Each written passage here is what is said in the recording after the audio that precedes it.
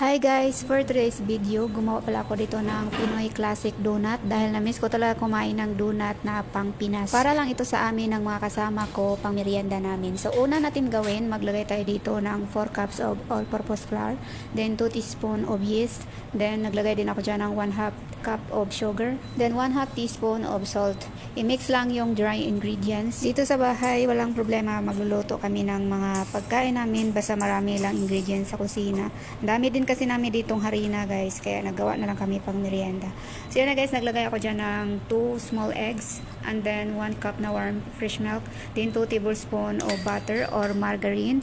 Then i-mix na natin dyan sa ating mixing dough machine. So kung wala kayong dough machine, gamitan nyo lang sa inyong mga kamay, manumano na lang guys. Pero dati guys, manumano talaga yung gawa ko ng mga dough.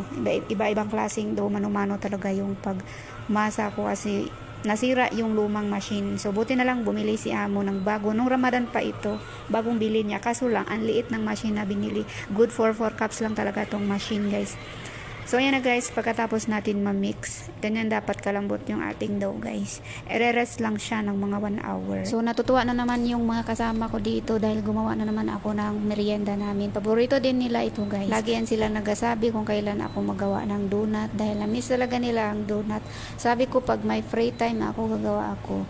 Kahit pagod sa trabaho. So gagawa talaga ako ng pang snacks namin dito guys. So ito na, after 1 hour, hatiin na natin yung ating dough tapos i-flatten lang natin siya. Kailangan flatten siya guys dahil meron tayong hulmahan dyan na pang donut. Bagong bili din ito ni amo. So ayan na guys, kung may ganyan kayo, mas maganda siya. Or pwede naman siya bilog-bilogin lahat, tapos butasan lang siya sa gitna. Ganyan din yung ginawa ko dati.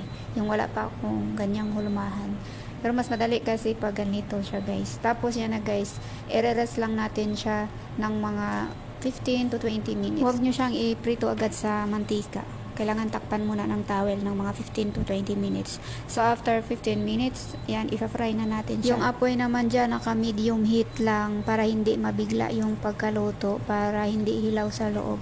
So na guys, diba? Ang ganda ng ating donut. Nangamoy na naman ang buong bahay dahil nagluluto na naman ako ng donut.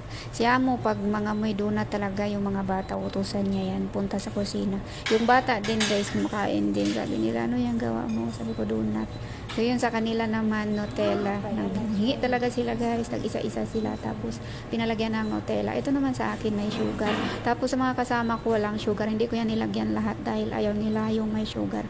Mas gusto nila yung plain lang na donut. O diba, parang nasa Pinas lang ako, na lasahan ko talaga yung lasa sa Pinas ng donut guys. So yan lang guys. Thank you so much. Bye bye. God bless everyone.